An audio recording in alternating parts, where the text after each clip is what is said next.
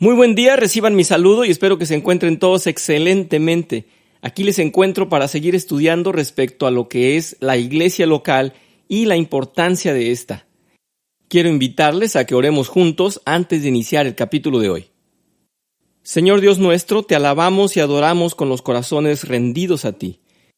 Exaltamos tu bendito nombre y agradecemos por tu gracia y las bendiciones que derramas sobre tu pueblo cada día. Gracias, Señor, por habernos llamado y guardarnos, por recibirnos en tu grey y llamarnos tus hijos. Gracias por la herencia que nos tienes prometida en tu reino celestial. Te pedimos perdón por nuestros pecados y por todo aquello que te ofende y ofende también a nuestros prójimos. Danos la fuerza para resistir a las tentaciones y líbranos de ellas.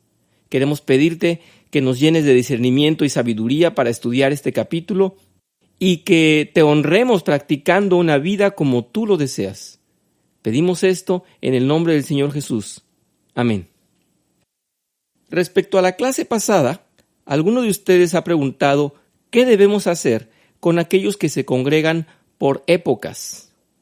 Es decir, que no se han definido como miembros regulares ni tampoco han abandonado su fe en apostasía, evidentemente, sino que simplemente asisten por tiempos determinados.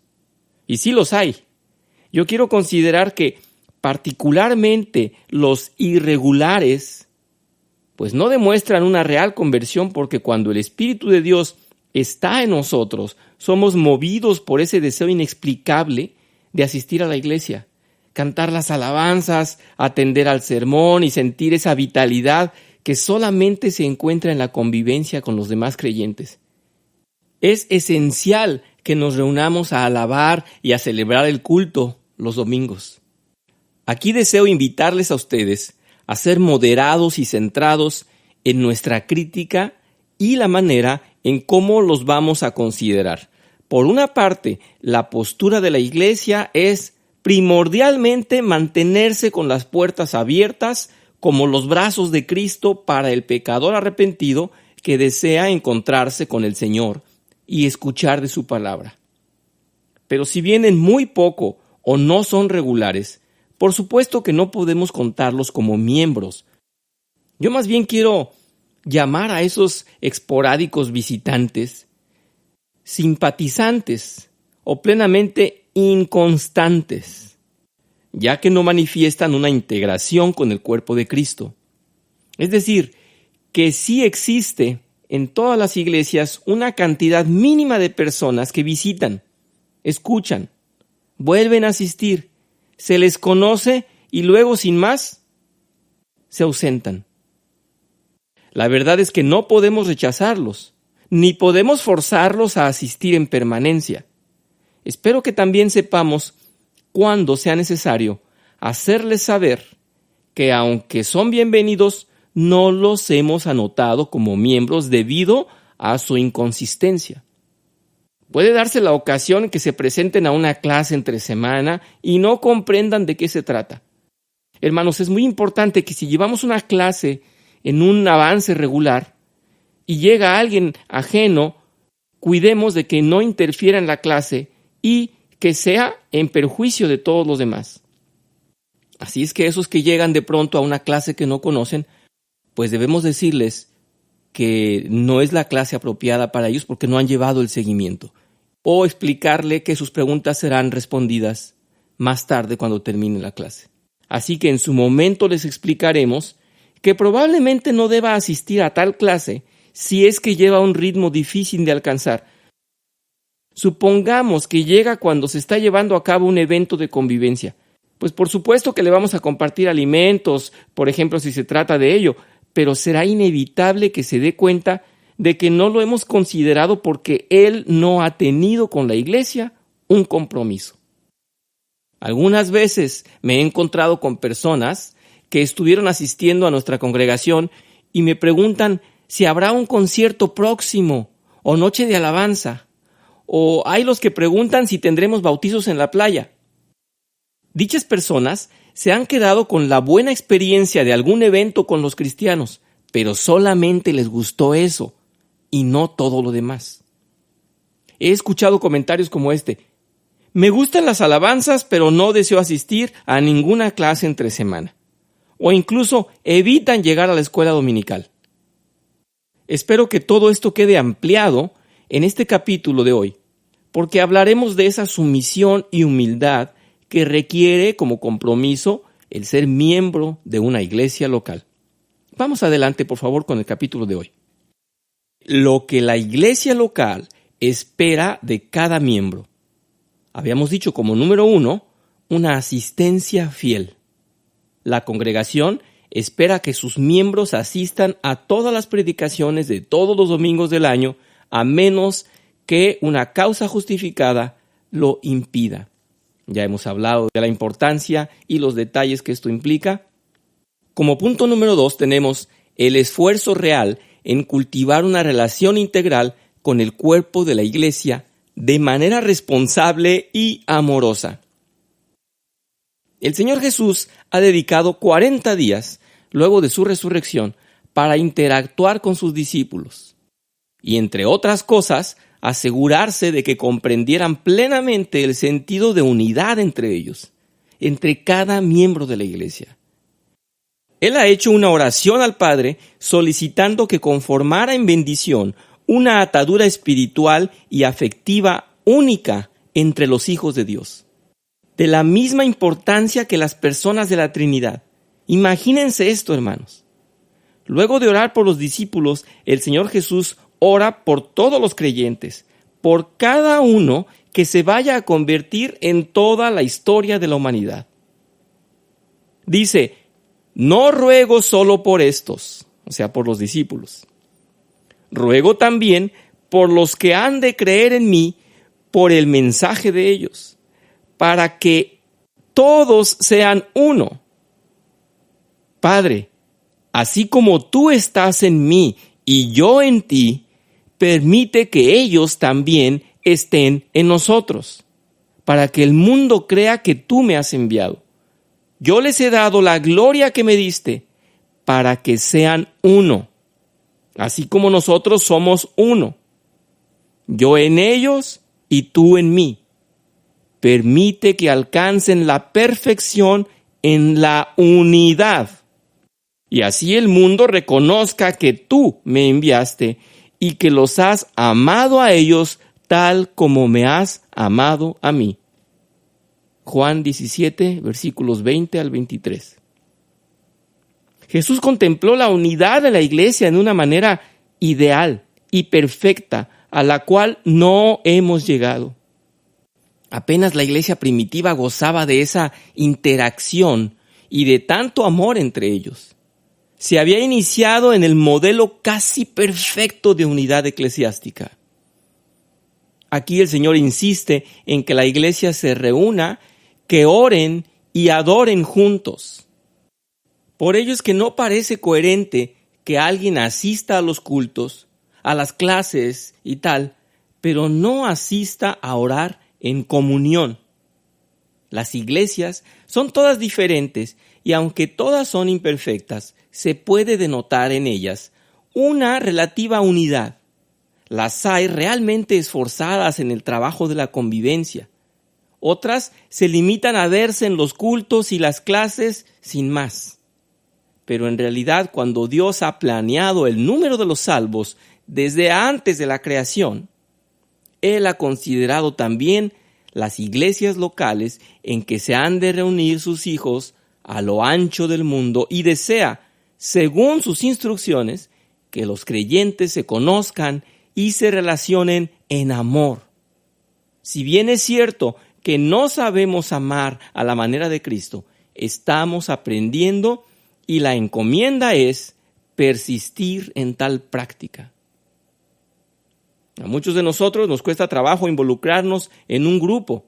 Y cierto es que, como hemos comentado anteriormente, no seremos todos amigos íntimos de todos.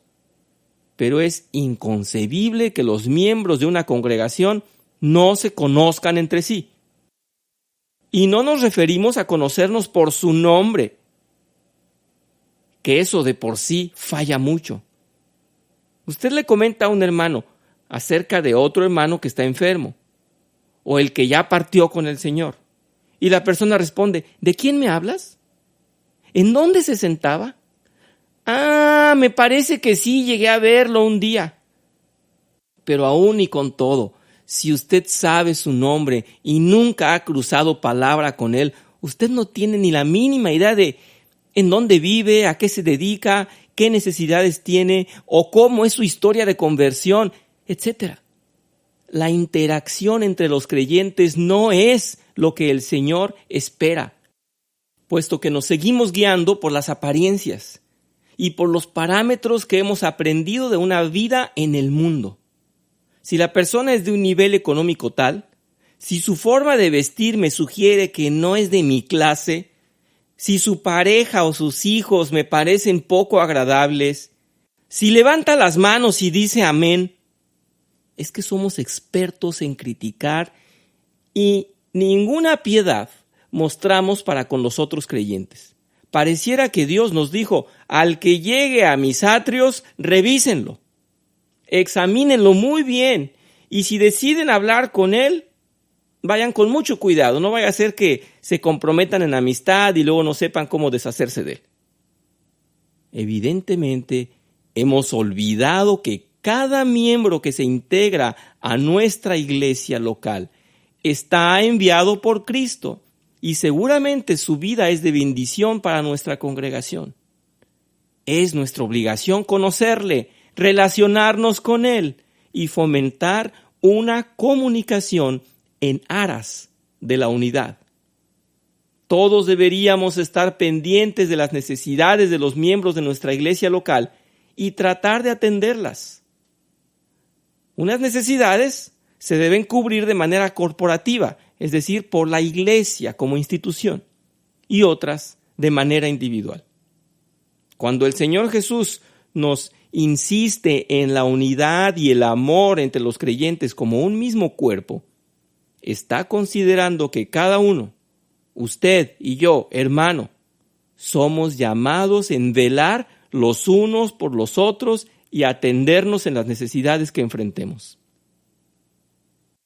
La congregación de los que creyeron era de un corazón y un alma, nos dice en Hechos 4, versículo 32. La primera iglesia se reunía en esa comunión de corazón y de alma. Cuando un miembro de la iglesia local pasa por una dificultad, ya sea de salud, de falta de empleo, de tribulación, depresión, toda la congregación debería atender tal necesidad. Por supuesto que cada uno de nosotros participa de alguna manera y también sabemos que cada iglesia tiene su propia organización, pero en cualquiera de los casos debe de dársele seguimiento. Por ejemplo, si se sabe que algún hermano perdió su empleo, pues la junta de diáconos se acercará a él para ofrecerle ayuda de alguna manera. Se le puede dar despensa de alimentos, se puede pasar la voz por si alguien sabe de un empleo adecuado para el hermano. En casos muy especiales, se le puede ayudar con dinero si es que la iglesia tiene esa posibilidad o surgirá alguien que pueda aportar sin mayor problema. No significa que la iglesia va a mantener a una persona o familia, pero se trata de una ayuda que bien podría ser vital para al menos unos días mientras el hermano encuentra empleo o logra salir adelante con alguna estrategia. De igual manera, cuando nos enteramos que algún hermano padece alguna enfermedad o sufrió un accidente, sepamos que está en cada uno de los miembros una obligación de ayudar. Mismo si usted se acerca y solamente puede cooperar para algún medicamento, enviarle alimentos o probablemente por la cercanía de su domicilio, usted sea el indicado para pasar por su casa y dejarle la despensa que otros han comprado. Sepamos y entendamos bien esto. Todas las necesidades del pueblo de Dios son responsabilidad de todos los miembros de la iglesia. Esto significa que nos dolemos cuando un miembro sufre y lo solucionamos entre todos porque somos llamados a considerarnos un solo cuerpo. En Hechos 4, versículo 34 dice, no había pues ningún necesitado entre ellos, porque todos los que poseían tierras o casas, las vendían, traían el precio de lo vendido y lo depositaban a los pies de los apóstoles y se distribuía a cada uno según su necesidad.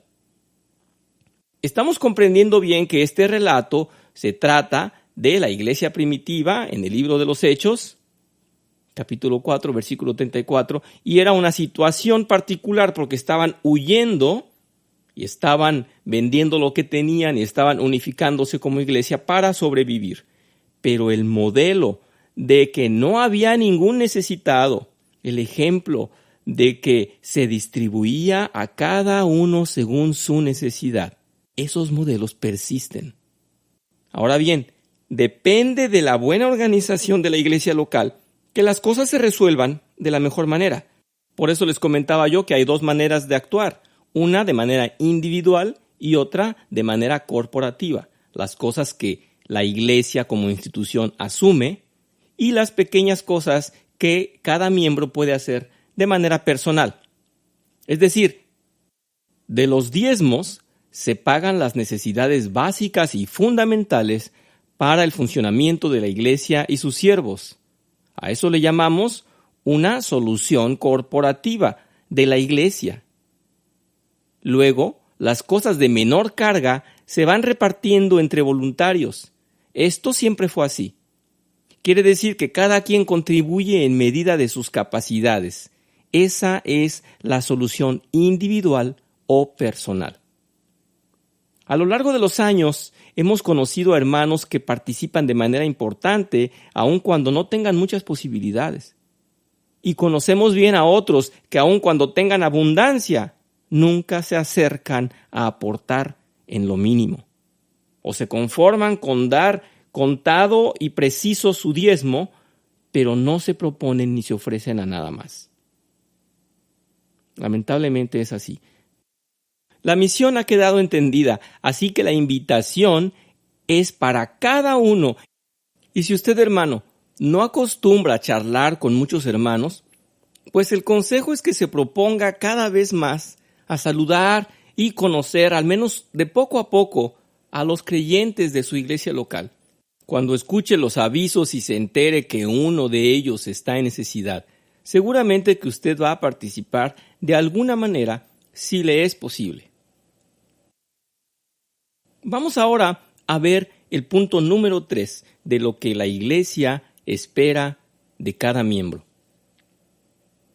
Que tenga un corazón sumiso que manifieste el carácter humilde de siervo, obediente y gozoso. Cada miembro de una congregación debe de presentarse dispuesto a recibir la guía, la instrucción del pastor que está a cargo y, por ende, la disciplina que rige a dicha comunidad de creyentes. Usted, como parte de una iglesia local, debe mostrar su disposición para respetar y obedecer al pastor y a los líderes, así como todos los lineamientos que la congregación tenga dispuestos. Es muy incongruente y fuera de sentido que un nuevo creyente, en lugar de alinearse y someterse, llegue a alterar el orden y a ignorar a las autoridades de la iglesia.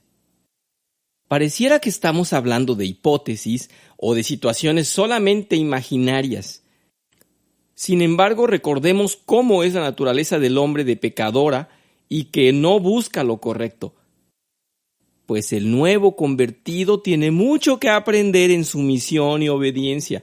Por eso estamos puntualizando que una condición para que se le considere miembro y permanezca entre los creyentes de una congregación es que se comporte con respeto y reverencia a la autoridad y mando de esa iglesia. Como sabemos bien, Dios ha determinado quiénes son los pastores y cada autoridad en la iglesia. En el libro de los Efesios, capítulo 4, versículos del 11 al 12, dice: Él mismo constituyó a unos apóstoles, a otros profetas, a otros evangelistas y a otros pastores y maestros, a fin de capacitar al pueblo de Dios para la obra de servicio, para edificar el cuerpo de Cristo. Cada creyente que quiera cumplir con su responsabilidad cristiana debe de someterse a la guía y la autoridad de los pastores de su iglesia local. Somos llamados a respetar a los líderes y tenerlos por siervos del Señor, quienes merecen nuestro respeto. En la primera carta a los Tesalonicenses, capítulo 5, versículos del 12 al 13, nos dice: Hermanos, les pedimos que sean considerados con los que trabajan arduamente entre ustedes y los guían y amonestan en el Señor. Ténganlos en alta estima y ámenlos por el trabajo que hacen. Por supuesto que los líderes son humanos y padecen de toda fragilidad en la carne y son imperfectos, pero están dedicados al servicio de Cristo y es a cada uno de ellos guardar su compostura, vivir en santidad y el ferviente deseo de llevar a la iglesia adelante. No requieren de un monumento para rendirles honor, pero sí un respeto adecuado.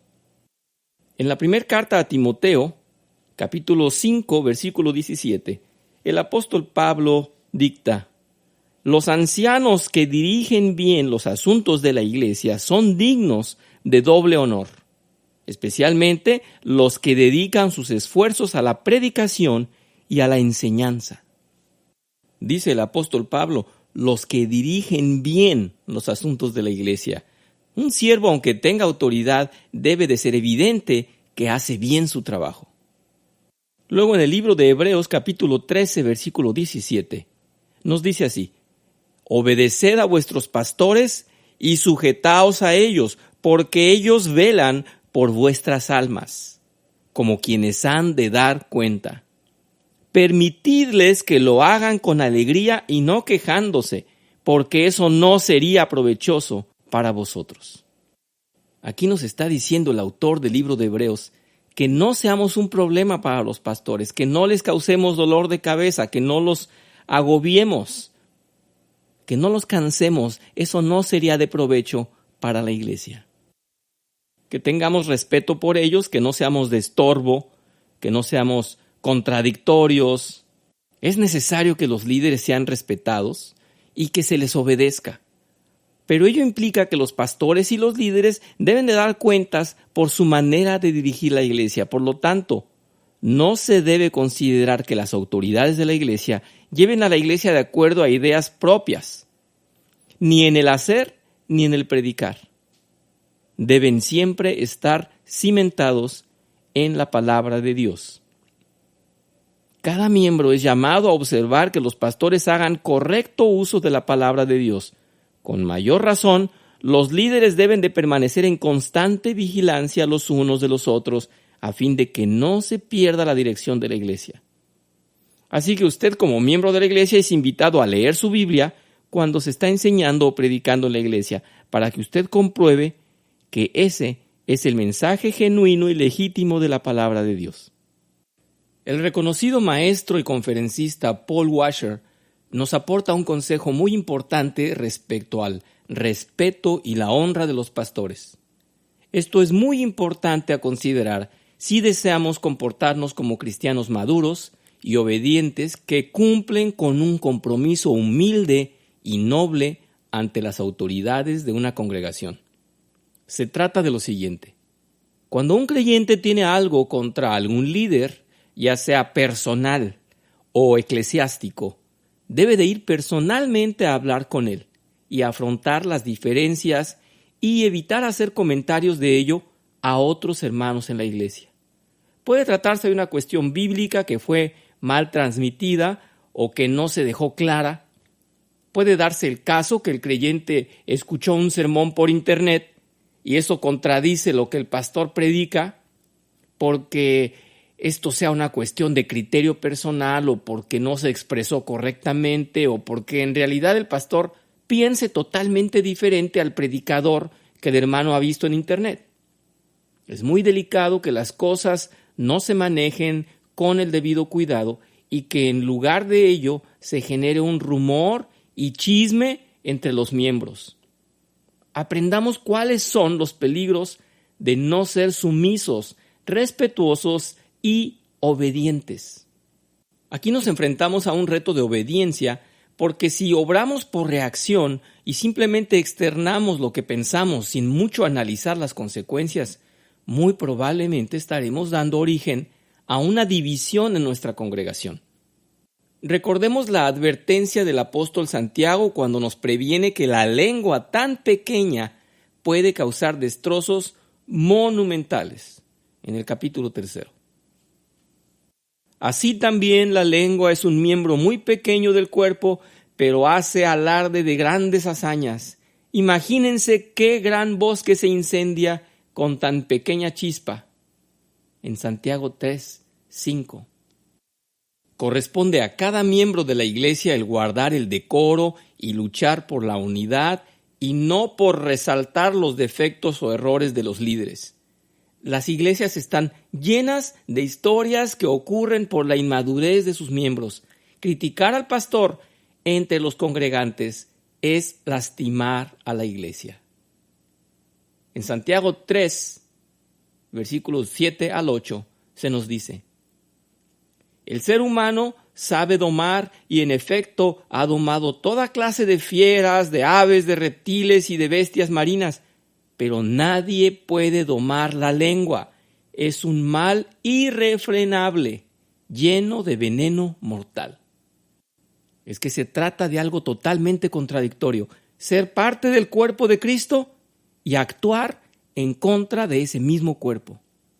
Nos congregamos para adorar y alabar a Cristo, pero terminamos ofendiendo e hiriendo a sus siervos.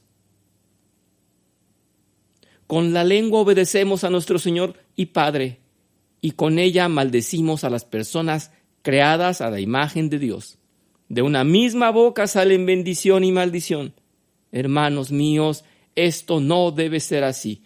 ¿Puede acaso brotar de una misma fuente agua dulce y agua salada? Santiago 3, del 9 al 11. Si el miembro de la iglesia cumple con el consejo y de manera correcta habla con el pastor con quien tiene un desacuerdo, y el hermano encuentra que pese a todo el pastor no está sometido a la palabra de Dios, o incluso si el pastor está llevando una doctrina que no satisface al Espíritu Santo que mora en el creyente, suponiendo que se trata de un auténtico creyente y que el pastor esté en un error, entonces lo más prudente que puede hacer el hermano es alejarse de esa iglesia, pero debe avisar que va a abandonar esa iglesia local para buscar otra. Hay siempre una manera correcta de hacer las cosas, por molestas o incómodas que parezcan. Pero lo que no es correcto es que el hermano disperse su inconformidad en modalidad de chisme y haga un escándalo que desacredite al pastor, desgastando su reputación y debilitando el honor y la autoridad que su iglesia le deben. Dios nos pide que estemos en paz con todos en la medida de lo posible, y ello implica que practiquemos la humildad y la pacificación ante toda circunstancia. Hermanos, si aprendemos a lidiar con los conflictos en nuestra familia, en nuestra vida laboral y conyugal, con nuestros vecinos, etc., ¿no es triste y lamentable que en nuestra iglesia descuidemos la atención y tratemos los conflictos con tal inmadurez? Un hijo de Dios debe de funcionar de una mejor manera incluso entre sus mismos hermanos que afuera, entre la gente mundana. Somos llamados a tomar conciencia de nuestro deber santo que implica obediencia y respeto, pero sin olvidar el revisar y estudiar la palabra de Dios para corroborar que nuestra iglesia local está llevando el buen rumbo en cuanto a la doctrina. Quiero decir que hay temas que son de suma importancia y que debe exigirse que se prediquen con la correcta doctrina, de la correcta forma. Son cosas esenciales, son los pilares de la doctrina. Pero hay cosas que son de muy relativa importancia, cosas que no implican en realidad pecado, si las pensamos diferente, que no nos comprometen a una vida desviada del Evangelio. Son detalles que muchas veces son insignificantes. Así es que debemos pedir el discernimiento a Dios para saber cuando estamos reclamando porque la doctrina sea correcta y pura, y cuándo estamos tal vez haciendo alarde de un detalle que no es necesario interpretar de la misma manera. A ver si me he hecho comprender. Quiero decir que mismo si debemos ser muy celosos para las cosas realmente delicadas que no deben ser cambiadas del Evangelio. Asimismo también debemos ser flexibles con aquellas cosas que no son necesariamente estrictas en una misma manera de pensar, sino que son de muy relativa importancia. Ya daremos en alguna otra ocasión ejemplos acerca de esto, pero he querido solamente decirles que habrá cuando hay que ser muy firmes en exigir y demandar de una iglesia que esté realmente predicando lo correcto. Y habrá cosas en las que no debemos dar importancia. Diremos esto con justicia, que el congregante debe ser obediente, respetuoso y sumiso, pero si la iglesia no cuenta con líderes que cumplan de manera santa con su trabajo o no prediquen lo que está escrito en la palabra de Dios, el creyente debe de salir de tal iglesia y no congregarse ahí más. Muchas gracias por acompañarme. Les invito a orar para despedirnos. Padre Santo, te damos gracias por tu gran amor y por proveernos iglesias locales a donde recurrir para compartir el gozo y la alegría de haber sido llamados en conversión y rescatados por tu mano firme. Alabamos tu nombre y te adoramos por tu grandeza, por tus santos atributos. Te pedimos, Padre, que pongas en nuestro entendimiento el buen juicio, en discernimiento para analizar nuestra doctrina, que tengamos la suficiente paz y seguridad en la iglesia local a la cual asistimos. Que prepares nuestros corazones en mansedumbre y humildad para que aprendamos obediencia y sumisión. Que experimentemos un sentir de unidad y pertenencia para comprender que tú nos has unificado y funcionar de la mejor manera como un mismo cuerpo. Acompáñanos, Señor, en nuestras vidas y fortalece la comunión entre tus hijos. Deseamos honrarte y glorificar tu nombre. Te suplicamos esto en el nombre de nuestro Señor Jesús. Amén.